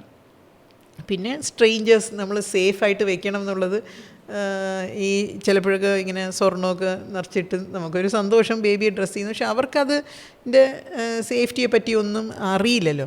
പിന്നെ ഈ മുത്ത്, സീക്വൻസ് ഒക്കെ വെച്ചിട്ടുള്ള മാല, വള, ഇതെല്ലാം ഒരു ചോക്കിങ് ഹസഡാണ്, അവർ വലിച്ചു പൊട്ടിക്കും. അപ്പോൾ അത് വായിക്കാത്തിട്ട് കഴിഞ്ഞിട്ടുണ്ടെങ്കിൽ തൊണ്ടയിൽ ഒന്നും പറ്റുന്നില്ല ആർക്കും. പക്ഷേ അതൊന്നും ശരിക്കും ഇങ്ങനെ ഈ സ്മോൾ തിങ്സ് ദാറ്റ് കുട്ടിക്ക് വായിക്കിടാൻ പറ്റുന്ന ചോക്കിങ് റിസ്ക് ആണ് ഈ മുത്തും സീക്വൻസും അങ്ങനത്തെ തരം ടോയ്സും. ഈ ഊരി വരാൻ പറ്റുന്ന വീല്, ബട്ടൺ, ബാറ്ററി, ഇതൊക്കെ വിഴുങ്ങി വരും. അപ്പം ഇങ്ങനത്തെ കാര്യങ്ങളൊക്കെ നമ്മൾ നല്ല ശ്രദ്ധിക്കണം. ടോയ്സ് സേഫാണോ, എൻവയൺമെൻറ്റ് സേഫാണോ അവർക്കുള്ളത്, ഇങ്ങനത്തെ കാര്യങ്ങളൊക്കെ ശ്രദ്ധിക്കണം. ഇനിയൊരു 3 to 6 ഇയേഴ്സ് ഓഫ് ഏജ് എടുത്താൽ നമ്മൾ പ്രീ സ്കൂളിലേക്ക് പോവുകയാണ്, LKG UKG. അപ്പോൾ പല രക്ഷിതാക്കൾക്കും ഉള്ള ആശങ്കയാണ്, പെട്ടെന്ന് അടിക്കടി പനി വരുന്നു, വെയിറ്റ് വല്ലാതെ കുറയുന്നു, മെലിഞ്ഞു പോകുന്നു. ഇതൊക്കെ സ്വാഭാവികമാണ് ശരിക്കും. പ്ലേ സ്കൂളിലും നഴ്സറി സ്കൂളിലും പോയി തുടങ്ങുമ്പോഴത്തേക്കും നാച്ചുറലി അവരുടെ കുറച്ചൊരു പകൽ സമയത്തുള്ള ഫുഡ് ഇൻടേക്ക് കുറയുമായിരിക്കും. വീട്ടിൽ കൊടുക്കുന്ന പോലെ നമുക്ക് സ്കൂളിൽ കഴിക്കുമെന്ന് വിചാരിക്കില്ല. എന്നാലും വെയിറ്റ് കുറയേണ്ട ആവശ്യമില്ല. തിരിച്ച് വീട്ടിൽ വന്നു കഴിഞ്ഞാൽ നമുക്ക് അവർക്ക് വൈകുന്നേരത്തെ മീലും രാത്രിയിലത്തെ മീലും ടൈമിൽ നല്ലോണം കൊടുക്കാമല്ലോ. മേ ബി ഒരു ആദ്യം കുറച്ച് ദിവസങ്ങളൊക്കെ 1 മാസമോ 2 മാസമൊക്കെ കുറച്ച് പ്രോബ്ലംസ് വെയിറ്റിൽ കാണുമായിരിക്കും. പക്ഷേ അത് യൂഷ്വലി കാണാറില്ല. നമുക്ക് വീട്ടിൽ വെച്ച് അവരുടെ ഡയറ്റ് നമുക്ക് മേക്കപ്പ് ചെയ്യാൻ പറ്റും. സ്കൂളിൽ കഴിച്ചില്ലെങ്കിലും നമുക്ക് വീട്ടിൽ വെച്ച് കൊടുക്കാൻ പറ്റും. അവർക്ക് ഇഷ്ടമുള്ള ഫുഡ് ഫ്രഷ് ആയിട്ട് ഉണ്ടാക്കി കൊടുക്കുമ്പോൾ കഴിക്കുമായിരിക്കും. രണ്ടാമത്തെ പാർട്ട് ഇൻഫെക്ഷൻസ്. ഡെഫിനറ്റ്ലി റെസ്പിറേറ്ററി ശ്വാസ സംബന്ധമായിട്ട് ജലദോഷം ചുമ കൂടുതലായിരിക്കും സ്കൂളിൽ പോയി തുടങ്ങുമ്പോഴത്തേക്കും. എന്ന് വെച്ചാൽ ഒരു ക്ലാസ് റൂമിൻ്റെ അതൊരു മുറിക്കകത്ത് 8 10 20 കുട്ടികൾ ഇരിക്കുമ്പോഴത്തേക്ക് ഒരാൾക്ക് വരുന്ന ഇൻഫെക്ഷൻ പെട്ടെന്ന് ബാക്കി എല്ലാവർക്കും സ്പ്രെഡ് ചെയ്യാം. ഒരു വൈറൽ ഇൻഫെക്ഷൻ പിടിച്ചു കഴിഞ്ഞാൽ, ഒരു ജലദോഷം പിടിച്ചു കഴിഞ്ഞിട്ടുണ്ടെങ്കിൽ ആ പനി മാറാനായിട്ട് ഒരു 3-5 ദിവസം എടുക്കും. ചുമ മാറാനായിട്ട് 7 to 10 days എടുക്കും. അത് കഴിഞ്ഞാൽ നമുക്കൊരു 1 month എങ്കിലും ഒരു ഗുഡ് പീരിയഡ് അസുഖങ്ങളൊന്നും ഇല്ലാതെ കിട്ടിക്കഴിഞ്ഞാൽ ബാക്കി ഇമ്മ്യൂണിറ്റിയും ഗ്രോത്തും ഒക്കെ നോർമലാവും. ഇല്ല, അതിന് മുമ്പ് തന്നെ സെക്കൻഡ് ഇൻഫെക്ഷൻ ഒരു 10 ദിവസം കഴിഞ്ഞിട്ട് 5 ദിവസം കഴിഞ്ഞിട്ട് അടുത്ത പനിയും ചുമയും ജലദോഷം വരുന്നുണ്ടെന്നുണ്ടെങ്കിൽ കുറച്ചൊരു ഇമ്മ്യൂണിറ്റി കുറയും. എന്നുവെച്ചാൽ ആപ്പിറ്റൈറ്റ് റിട്ടേൺ ചെയ്താലല്ലേ നമുക്ക് ന്യൂട്രീഷൻ ശരിയാക്കാനൊക്കെ. അപ്പോൾ ഒരു ഇൽനെസ്സിൽ നിന്ന് 7 days ഗ്യാപ്പ് കിട്ടിയുള്ളൂ റിക്കവർ ചെയ്യാൻ. അപ്പോഴത്തേക്കും അടുത്ത പനി വരുമ്പോൾ അടുത്ത വിശപ്പില്ലായ്മയായി. അപ്പോൾ അത് ശരിയാവാൻ ഇനി നമുക്കൊരു 14 days എങ്കിലും വേണം. അപ്പോൾ പക്ഷേ ടോട്ടലായിട്ട് ഇപ്പോൾ ഒരു 1 month ആയി, 2 ഇൻഫെക്ഷൻ ആയില്ലേ ഒരു മാസത്തിൽ തന്നെ. അങ്ങനെ വരുമ്പോഴത്തേക്കും നമുക്ക് എന്തെങ്കിലും ഒരു വൈറ്റമിൻ സപ്ലിമെൻറ്റിൻ്റെ കാര്യവും കൂടെ ആലോചിക്കേണ്ടി വരും. ഇല്ലയെന്നുണ്ടെങ്കിൽ അടുത്ത ഇൻഫെക്ഷൻ വരാൻ ചാൻസസ് കൂടുതലാണ്. 2 ഇൻഫെക്ഷൻ വന്നു കഴിയുമ്പോൾ മൂന്നാമത്തെ ഇൻഫെക്ഷൻ വരാനായിട്ട് കുറച്ചും കൂടെ വീക്കറായി. അപ്പോൾ ആ ഒരു എന്തെങ്കിലും ഒരു മൈക്രോ ന്യൂട്രിയൻറ്റ്, ഇപ്പോൾ സിങ്ക് ഡെഫിഷ്യൻസി അല്ലെങ്കിൽ അയൺ ഡെഫിഷ്യൻസിയൊക്കെ. സിങ്കിൻ്റെ ഗുഡ് സോഴ്സസ് എന്ന് പറഞ്ഞിട്ടുണ്ടെങ്കിൽ ഗ്രീൻ ലീഫി വെജിറ്റബിൾസ്, പൾസസ് നല്ല സോഴ്സസ് ആണ്. ഇറച്ചി മീനും എക്സലൻറ്റ് സോഴ്സസ് ആണ്. പക്ഷേ എല്ലാ കുട്ടികളും കഴിക്കണമെന്നില്ല ഫിഷ് ആൻഡ് മീറ്റ്. കഴിക്കുന്നെങ്കിൽ സിങ്ക് ഡെഫിഷ്യൻസി വരില്ല. പൾസസിൻ്റെ പ്രശ്നം അതിൻ്റെ അകത്തുള്ള വേറെ ചില കമ്പോണൻസ് സിങ്കിനെ പിടിച്ചു വയ്ക്കും, അതുകൊണ്ട് അബ്സോർബ് ചെയ്യില്ല. അപ്പം ഈ സോക്ക് ചെയ്ത് കഴിക്കുന്നത് വളരെ നല്ലതാണ്. സോക്ക് ചെയ്തതിന് ശേഷം നമ്മൾ ചെറുപയർ പ്രഷർ കുക്കറിൽ അപ്പോഴും ചെറുപയർ എടുത്ത് വെള്ളത്തിലിട്ട് പ്രഷർ കുക്ക് ചെയ്യുകയാണെന്നുണ്ടെങ്കിൽ അത് വേഗം. പക്ഷേ മുമ്പത്തെ ദിവസം നമ്മൾ അതിനെ സോക്ക് ചെയ്തിട്ട് വെച്ചിട്ട് കുക്കിങ്ങും ക്വിക്കറായിരിക്കും, അത് സോഫ്റ്റ്വെയറും ആയിരിക്കും. അതിൻ്റെ അകത്തുള്ള ഇതുപോലത്തെ സിങ്കൊക്കെ കിട്ടാനായിട്ടുള്ള ചാൻസസും ബെറ്ററാണ്. അത് സ്പ്രൗട്ടും കൂടെ ചെയ്യാമെങ്കിൽ എക്സലൻ്റാണ്. ഒരു ദിവസം മുമ്പേ ഇടാന്നുണ്ടെങ്കിൽ 10 hours പകരം നമുക്കൊരു 24 hours വയ്ക്കാമെങ്കിൽ ചെറിയ സ്പ്രൗട്ട്സ് വരുമ്പോൾ അതിൻ്റെ പോഷക ഗുണം ശരിക്കും ഒരുപാട് വൈറ്റമിൻസൊക്കെ അതിൻ്റെ അകത്ത് വർദ്ധിക്കും. ഗ്യാപ്പ് ഇല്ലാതെ ഇപ്പോൾ 7-10 daysൻ്റെ അകത്ത് ഇങ്ങനെ പനിയും ജലദോഷവും വന്നുകൊണ്ടിരിക്കുന്നു എന്നുണ്ടെങ്കിൽ നമുക്ക് ചെയ്യാവുന്ന കുറച്ച് വൈറ്റമിൻസ് സപ്ലിമെൻറ്റ് ചെയ്യാം. ഈ സിങ്ക് ഡെഫിഷ്യൻസി കറക്റ്റ് ചെയ്യാനായിട്ട്, അയൺ ഡെഫിഷ്യൻസി കറക്റ്റ് ചെയ്യാനായിട്ട് മൾട്ടി വൈറ്റമിൻസ് നമുക്ക് കുറച്ച് നാളത്തേക്ക് മേ ബി ഒരു 1 or 2 months കൊടുക്കുകയാണെന്നുണ്ടെങ്കിൽ ഈ റിപ്പീറ്റഡ് ഇൻഫെക്ഷൻസ് വരുന്നത് കുറച്ച് കുറയും. പിന്നെ ഈ ബാലൻസ്ഡ് ഡയറ്റ് നമുക്ക് ഇമ്പോർട്ടൻ്റ് ആണ്. റെസ്റ്റ് നമുക്ക് ഇമ്പോർട്ടൻ്റ് ആണ്. വീട്ടിൽ വന്നു കഴിഞ്ഞിട്ടുണ്ടെങ്കിൽ അച്ഛൻ വരാനായിട്ട് കുട്ടി 11 o'clock 12 o'clock വരെ കാത്തിരിക്കുന്നു എന്നുള്ളതാണ്. അപ്പോൾ അങ്ങനെയാകുമ്പോൾ രാവിലെ എക്സോസ്റ്റഡ് ആയിട്ടായിരിക്കും ഉണരുന്നത്. കുഞ്ഞിന് ഒരു 9 o'clock ആകുമ്പോൾ പോകണ്ടേ, അപ്പോൾ ആഡിക്വേറ്റ് റെസ്റ്റ് കിട്ടത്തില്ല. അപ്പോൾ ആ തരം കാര്യങ്ങളും കൂടെ നമ്മൾ ശ്രദ്ധിക്കണം. ആഡിക്വേറ്റ് ആയിട്ട് റെസ്റ്റ് കിട്ടുന്നുണ്ട്, കുറച്ച് ഫിസിക്കൽ ആക്ടിവിറ്റി, കുത്തി മറിഞ്ഞ് കളിക്കാനായിട്ടുള്ളൊരു അവസരം കൂടി. അവർക്ക് ഒരുപാട് എനർജിയുള്ള ആൾക്കാരാണ് ഈ 5 years 4 years ഒക്കെ. അവർക്ക് ഓടാനായിട്ടും കളിക്കാനായിട്ടും ഉള്ളൊരു സാഹചര്യം കൂടി നമ്മൾ എങ്ങനെയെങ്കിലും ഒന്ന് ഉണ്ടാക്കാനായിട്ട് ശ്രമിക്കണം. ഒരു വാക്സിനേഷൻ പോസിബിൾ ആയിട്ടുള്ളത് ഇൻഫ്ലുവൻസ വാക്സിനേഷൻ, ഫ്ലൂ വാക്സിൻ. നമ്മൾ റിപ്പീറ്റഡായിട്ട് ജലദോഷം വരുന്നു എന്ന് പറയുമ്പോഴത്തേക്കും നേരത്തെ പറഞ്ഞ കോവിഡ് ഇൻഫെക്ഷൻ, ഒരു വൈറൽ ഇൻഫെക്ഷൻ സ്പ്രെഡ് ചെയ്യും ഫാസ്റ്റായിട്ട്. പക്ഷേ അതിന് വാക്സിൻ കുട്ടികൾക്കില്ല. ഇൻഫ്ലുവൻസ എന്ന് പറയുന്നത് influenza A, influenza B, 3-4 types ഉണ്ട്. അതിൻ്റെ 3 ടൈപ്സ് ഇൻക്ലൂഡ് ചെയ്തിട്ടുള്ളതാണ് ഇപ്പം വാക്സിനേഷൻ കൊടുക്കുന്നത്. അത് കൊച്ചു കുട്ടിക്ക് ലെസ് ദൻ 8 years ആദ്യമായിട്ട് എടുക്കുമ്പോൾ 2 doses വേണം. 1 month apart 2 doses influenza vaccine. പിന്നെ ഒരു ഇയർലി വാക്സിനാണ്. ഈ മൺസൂൺ സീസണിൻ്റെ മുമ്പ് നമുക്ക് April Mayയിലാണ് പുതിയ വാക്സിൻ ഇറങ്ങുന്നത്. ഇയർലി വാക്സിനേഷൻ്റെ റീസൺ എന്ന് പറയുന്നത് ഇത്രയും ഫാസ്റ്റായിട്ട് സ്പ്രെഡ് ചെയ്യുന്നതുകൊണ്ട് അതിൻ്റെ രൂപം ചിലപ്പോൾ മാറും. അതിൻ്റെ സർഫസിലുള്ള പ്രോട്ടീൻസ് മാറിക്കഴിഞ്ഞാൽ നമ്മൾ ഇമ്മ്യൂണിറ്റി റെഡിയാക്കി വെച്ചിരിക്കുന്നത് റെക്കഗ്നൈസ് ചെയ്യില്ല. പുതിയ വൈറസാണ് അടുത്ത വർഷം വരുന്നത്. എല്ലാ തവണയും മേജർ ചേഞ്ചസ് വരണമെന്നില്ല, പക്ഷേ വന്നാൽ നമ്മുടെ വാക്സിൻ വർക്ക് ചെയ്യില്ല. അതുകൊണ്ട് ഇത് റെക്കമെൻഡേഷൻ ഒരു ഇയർലി വാക്സിനാണ്. First time young children 2 doses വേണം. ഇൻഫ്ലുവൻസ 4 തരമാണ് ഇത് പ്രിവെൻറ്റ് ചെയ്യുന്നത്, അല്ലാതെ കോവിഡോ മറ്റ് റെസ്പിറേറ്ററി വൈറസസോ അല്ല. ഇൻഫ്ലുവൻസയാണ് കുറച്ചും കൂടെ ഹയർ ഫീവർ, കുറച്ചും കൂടെ ന്യൂമോണിയയുടെ ചാൻസസും ബ്രീത്തിങ് ഡിഫിക്കൽട്ടിയിലൊക്കെ നീങ്ങാനുള്ള ചാൻസസ് കൂടുതൽ ഇൻഫ്ലുവൻസയ്ക്കാണ്. പക്ഷേ മറ്റ് വൈറസസിനും എല്ലാം ഉണ്ടാക്കാം ഇങ്ങനത്തെ വൈറസ്. അപ്പോൾ നമ്മളുടെ എക്സ്പെക്റ്റേഷൻ ഫോർ ഇൻഫ്ലുവൻസ വാക്സിൻ എന്ന് പറഞ്ഞാൽ ഇൻഫ്ലുവൻസ രോഗം തടയാനാണ്. അപ്പോൾ 4 illnesses എന്തായാലും നമുക്ക് തടയാൻ പറ്റും. അതും ഇമ്പോർട്ടൻ്റ് അല്ലേ. 4 illness കുറവാണെന്നുണ്ടെങ്കിൽ അവൻ അത്രയും ഹെൽത്തി ആയിട്ടിരിക്കുമല്ലോ. So influenza vaccine, repeated infection pre school ചൈൽഡിൽ നമുക്ക് ഇൻഫ്ലുവൻസ എടുത്തിട്ടില്ലെങ്കിൽ അത് എടുക്കുന്നതിനെ പറ്റി ആലോചിക്കണം. മാം ഇനി പലരുടെയും ഒരു കൺസേൺ ആയിരിക്കും എൻ്റെ കുട്ടി ശരിക്കും വളരുന്നുണ്ടോ എന്നുള്ളത്. അപ്പോൾ മെയിനായിട്ടും ഹൈറ്റിനനുസരിച്ച് വെയിറ്റ് ഉണ്ടോ, കൃത്യമായിട്ട് ഹൈറ്റ് കൂടുന്നുണ്ടോ, വെയിറ്റ് കൂടുന്നുണ്ടോ, ഇതൊക്കെ എങ്ങനെയാണ്? ഓരോ കുട്ടിക്കും ആപേക്ഷികമായിരിക്കുമോ? ഇത് അത്ര വലിയ പ്രശ്നമല്ല എന്നുള്ളതാണോ, അല്ല ഇത് ശ്രദ്ധിക്കണം എന്നുള്ളതാണോ? യങ് ചൈൽഡിന് വാക്സിനേഷൻ വിസിറ്റ്സിലെല്ലാം നമ്മൾ വെയിറ്റ് നോക്കും. ഇപ്പോൾ 1.5 months 2.5 months അപ്പോൾ നമ്മൾ പറഞ്ഞ 20 grams കൂടുന്നുണ്ട്, എത്ര ഗ്രാംസ് കൂടി. പിന്നെ 9 months വാക്സിനേഷൻ ഉണ്ട്, 15 months വാക്സിനേഷൻ ഉണ്ട്, 1.5 years വാക്സിനേഷൻ ഉണ്ട്. അത് കഴിഞ്ഞാൽ ഒരു ഗ്യാപ്പാണ്. ശരിക്കും ഒരു ഇയർലി വൺസ് എങ്കിലും നമ്മൾ വെയിറ്റും ഹൈറ്റും ചെക്ക് ചെയ്യണം.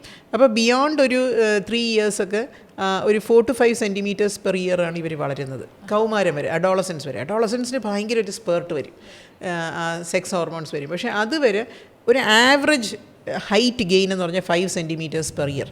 അപ്പം നമുക്ക് ഹൈറ്റ് കുറവാണ് എന്ന് തോന്നുന്നു എങ്കിൽ ഈവൻ അതർവൈസ് ഇയർലി വൺസ് നമ്മൾ വെയിറ്റും ഹൈറ്റും നോക്കണം. ഇതിന് ഗ്രോത്ത് ചാർട്ട്സ് അവൈലബിൾ ആണ് ഫോർ ബോയ്സ് ആൻഡ് ഗേൾസ്.